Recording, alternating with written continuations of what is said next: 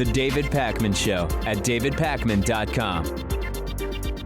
Things are continuing to not go well in the Dominican Republic in terms of safety for American tourists. And when this first became a story, I believe, Pat, that we were very careful about saying, you know, we're not just going to call certain places dangerous and for the sake of it and sort of jump on what is often the racialization of the safety or lack of safety of different places. But at this point, I mean, I'm ready to say now that an 11th American has died, there's a definitive problem with some of these resorts in the Dominican Republic. And until I am really sure I have a firm grasp on exactly what's going on, I would not travel to the Dominican Republic right now as a tourist in this particular way. If I was going to visit someone I know personally who's going to be with me and explain to me where I can and can't go, maybe that's a different thing. But at this point, as a tourist, I would probably be staying away. What if you just go, you don't drink the alcohol there, you bring your own bottled water, and you take all the necessary precautions to make sure that you're going to ensure your safety? Would you want to go to the Dominican Republic then? Would that be good enough for you? I mean, that's the thing. It's like, is that so you've got to bring all your own water? And, you know, I actually have friends who were, I guess, I don't know, I hope this isn't an inappropriate way to say it. They were roofied at a Dominican Republic resort. And the intention was to roofie one of the women they were with, but she ended up not wanting her drink. And one of my guy friends had it and then saw like the leftover, almost like, you know how when you have those gel caps, the like your stomach basically starts to dissolve what looks like plastic around it. In the bottom of the drink, there was like a semi-dissolved gel cap sort of thing. That's a good thing they were able to tell before consuming the entire beverage then, right? They had consumed basically the entire beverage. Basically all of it. Now, what's interesting is maybe for their body weight, they ended up not feeling well and feeling very dizzy, but it didn't actually cause the memory loss and almost like the unconscious state that I believe a full dose is meant to cause in a potential rape victim. But it's pretty ugly stuff. And this is the thing. I just don't want to be in that situation. I just don't want to do it.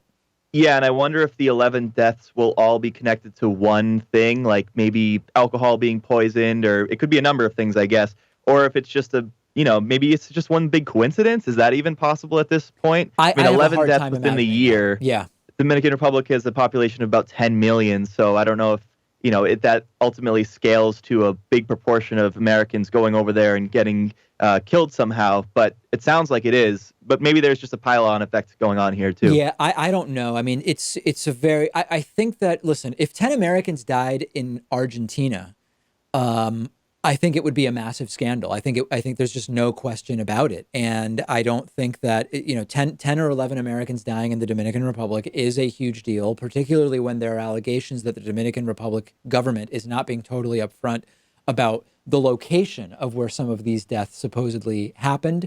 There are different scenarios in terms of people being brought to hospitals by ambulances or sometimes not being brought to hospitals.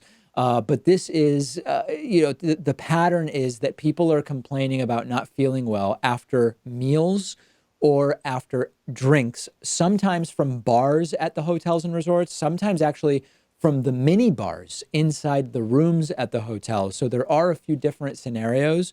It doesn't appear as though any of the particular individual deaths are linked beyond the fact that there are similar profiles here. This is straight up scary stuff. Yeah, and some of the mini bars are willing to throw out all the alcohol that they have, but they're not willing to admit that it is in any way connected to the deaths. And it may not be, but that is certainly one of the hypotheses going on right now. I'm interested to see what this ultimately comes out to bear, like if there's a clear connection to all these deaths. It can't just be a coincidence at this point. I think we both agree on that. I completely agree, and I hope that at some point we know the full scope of it. And I've been hearing from a lot of friends who have been to some of the resorts where these incidents have taken place. And some of them, interestingly enough, told me that they became violently ill with food poisoning, or what they believed was food poisoning, when they were at some of these resorts. And that was it. And they made it back. But one friend, this is incredible, she was actually sick for about 3 months when she got back with something that at first was believed to be food poisoning, but it went on way, way too long. And ultimately, doctors never actually determined what it was. I think that eventually they treated it as I think they eventually treated it as a bacterial infection with a variety of different antibiotics. It eventually did go away. It may be that there are hundreds or thousands of people who end up in situations like that and then recover without dying that we aren't even hearing about yet at this point. Yeah, that makes total sense. I mean, for every death in the Dominican Republic this year, how many people have just gotten sick? Maybe it's a 10-to-1 ratio. I mean, certainly could be possible. And I think it's unfortunate that the government in Dominican Republic is not taking responsibility right now because they have no incentive to. They don't want to kill the tourism industry there. So, I think we have to get to the bottom of this. Doesn't look like it will happen anytime soon, though. It doesn't. And I understand. I mean, the Dominican Republic is not a particularly wealthy country, and much of that country's revenue does connect to the tourism industry. I understand it. That should be an incentive for the government to actually get this all cleaned up and see what they can do to make it easier for American tourists and tourists from other parts of the world to continue going, rather than acting in a way that is at least not satisfactory to the families of some of those 11 victims at this point. There's a study from researchers David Shahar and Mark Sayers from the University of the Sunshine Coast in Queensland, Australia, which first published its results back in 2016. And it's been followed up with another paper this year. And what the researchers assert is that cell phone use may be, if I understand correctly, shifting the weight of our heads from the spine to the muscles at the back of our head and neck. And it is causing tiny horn-like spikes at the back of some people's skulls. These are called external occipital or occipital, I'm not sure how it's pronounced, protuberances or EOPs. And the idea is that because of posture from craning heads forward, because of mobile device usage, different muscles are being used, the body is reacting in a novel and different way, and it is creating these, in some cases, 10 millimeter growths, EOPs, and that 41% of participants age 18 to 30 had enlarged EOP in their skulls. However, now there is pushback about this, and there is a sort of, I mean, I guess, Pat, I would call it a movement that is questioning these results altogether, which raises broader issues about the replication crisis that some say exists in scientific studies, which is in some cases arguing that up to 50% or even closer to 60% of scientific studies cannot be replicated and are questionable in terms of the validity of their results at a sort of base level. I certainly think that this one is questionable, and it sounds like the scientific community agrees with me on that. I think, there's that old cliche that, like, you can make a study that shows just about anything. And I guess that's true. It's only when you have a study that is repeated and peer-reviewed that it starts to get some credibility. And I think that's what's going on here, because many people just disagree with how it was done, not enough controls. And also, they didn't even monitor the frequency and duration of handheld device usage among the people participating in the study. So right. If you want to make some sort of broader conclusions about what may be causing this, and you go right to phone usage, well, you have to kind of include that in the study, don't you think? You've got to, I mean, listen, you need a control group that is not using cell phones at all. You need to be able to sort of explain the number of millimeters of this EOP growth in correlation to or in relation to the amount of cell phone use that's taking place. And there are also just some other medical researchers who are saying, even without that stuff, there's no way that holding the head in such a way would cause this degree of EOP growth anyway, even without having the control group, and just basically at the base level saying the results are not possibly related to phone use. However, assuming that the results are accurate in terms of the EOP growth and the measurements, the question of what is causing this is still a relevant, important, and interesting question to figure out an answer to. Yeah, and I think that there's no question that smartphones, they may change our physiology and our anatomy over time, yes, but it just hasn't been that long. It's only been about 10, 12 years since we really had smartphones. If you want to include computers too, okay, maybe 20 years. Is that long enough to create these long-term physical adaptations? I don't think so. Not anything like growing horns on the back of our head. Yes, and again, the word horns makes it sound more cartoonish than it really is. We're talking about a particular growth that, when it goes from the 5 millimeter range to the 10 millimeter range, is considered significant EOP growth. But still, I think at this point, there's enough scientific pushback where we should be cautious about accepting the results in total for what they sort of claim to be. A few months ago, NASA officials were still hashing out a plan to get back to the moon in 2028. And then a few months ago, Vice President Mike Pence made the announcement that NASA has been directed to return American astronauts to the surface of the moon within the next 5 years, quote, by any means necessary. There's a new program called Artemis, which a lot of space enthusiasts like. But at the same time, you have Donald Trump, who seems to be going back and forth about we should go to the moon. Or we shouldn't go to the moon, we should go to Mars, but going to the moon is part of going to Mars, so we should do it. Or that's not something that we should do because it's going to cost too much. Or we should do it, but I'm not going to give you the money to do it. And yes, the money is a big problem here. There is an overdue and over budget rocket that would be necessary in order to make this happen. There need to be private sector partners that are recruited in order to make this happen. There needs to be a crew-worthy lunar lander developed and created. And so now the idea of 5 years would put us at 2024. And there are real questions about whether it would be possible to do that. I think, Pat, that there is no question that we could go to the moon by 2024. There's no doubt about it in my mind. The real question for me is there actually the political will, and are we going to fund this properly? And do people even understand why it would be so worthwhile to go back to the moon? Yeah, exactly. I remember hearing about John F. Kennedy calling for Americans to go to the moon. He did that in the early 60s, and we accomplished that goal at the late 60s, 1969. And so that was the first time we were doing it. Certainly, it was a lot harder to do it the first time than it would be now, 50 years later, with all the technology we have and the sort of know-how because we've done it before. But I just don't know if there's that political will like there was back then. I guess 4% of the federal budget went to NASA at the time in the 1960s to accomplish this goal.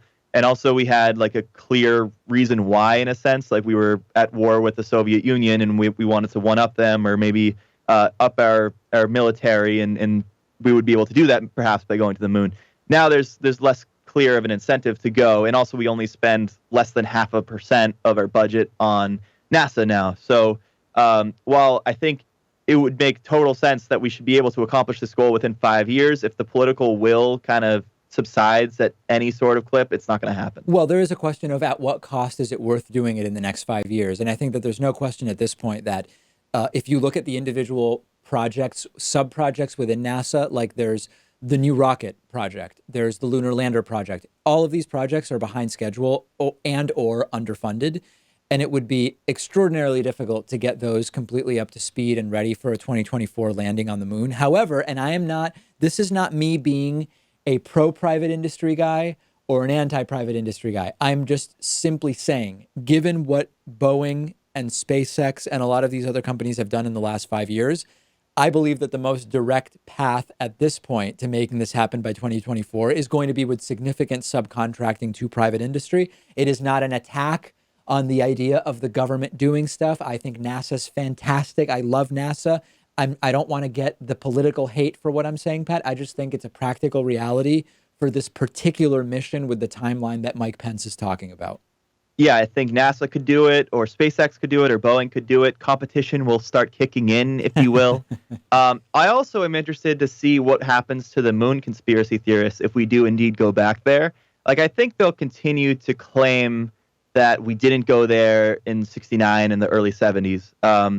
But will they also be suspicious of this newest moon landing? Maybe so. Maybe some people will. Something I didn't think about before are the conspiracy theorists who believe that the Earth is flat, often also believing that we didn't go to the moon? Because there is overlap there, you're saying. Yeah, we interviewed the director of the film Behind the Curve, which you can find on Netflix right now. I saw that documentary, and it sounds like flat Earth conspiracy theory is like at the very end of the rabbit hole. So if you buy into flat Earth, you also believe that we didn't land on the moon. And many people think that if the Earth is flat, there's like a filament around us, kind of like we're in a snowball. What are they called? Like a snow globe. Yes. And so that you couldn't physically go to the moon even if you wanted to, because it's all just a projection. It's not really up there. So if I understand what you're saying correctly, you would first believe we didn't really go to the moon, and later you would end up at, and the Earth is flat. Exactly. Yeah. I don't think there are many flat earthers out there who also think that we went to the moon. Fascinating. Absolutely fascinating, and a complete and total distraction from the good things that Homo sapiens should be doing and seeking to accomplish. By the way, along these lines, I'm reading a book called Life 3.0 by Max Tegmark, who's an artificial intelligence researcher, and it's all about artificial intelligence, essentially. And it is such an interesting read. It is sort of dense, but really lays out, you know how there's extremes, Pat, on the issue of artificial intelligence? Like there's the idea that it's going to destroy humanity, and there's the idea that it will never happen. Those are like the skeptics. And then there's every position in between. This book, in what so far has been a non-hyperbolic way, lays out not the cartoonish positions on AI, but sort of the reasonable positions, and that there should be some preparation done, because eventually there are going to be very powerful AI, if not, what we would call artificial generalized intelligence, which is like the idea of AI that can learn how to learn and quickly surpass humanity, that type of thing. But there are going to be relatively advanced AI, and that we do need to prepare for it. And no matter what the exact scenario will be, this is a big enough deal that we need to be thinking about how are we going to control AI in the future. So the theory that AI will ultimately get so far beyond human intelligence, and then artificial intelligence will find out that there's really no need to keep us around. Is that one of the cartoonish examples, or is that something that is actually thought of as possible? Far from what I've read, the idea that artificial general intelligence will exceed human capacity in many areas, or even in a general sense, is something that is relatively feasible. However, the idea that it will decide that we don't need to exist as humans and kill us all or allow us to die or whatever, that seems to get into the more cartoonish end. That's interesting, because we are emotional beings. We're not always rational beings. So I could see artificial intelligence thinking that these humans are not behaving logically. We would do much better without them. Let's just get rid of them. But apparently I'm just kind of being wacky with that idea. Yeah, that is not, I guess, that common. There are notable people who have those kind of apocalyptic concerns, but it is less part of what I guess I would call the mean or median discussions that are taking place among these professionals. So anyway, I recommend it. Life 3.0 by Max Tegmark. And we will follow up about going back to the moon sometime in the next 4.5 years. That does it for today. New show, new bonus show tomorrow. The David Pakman Show at davidpakman.com.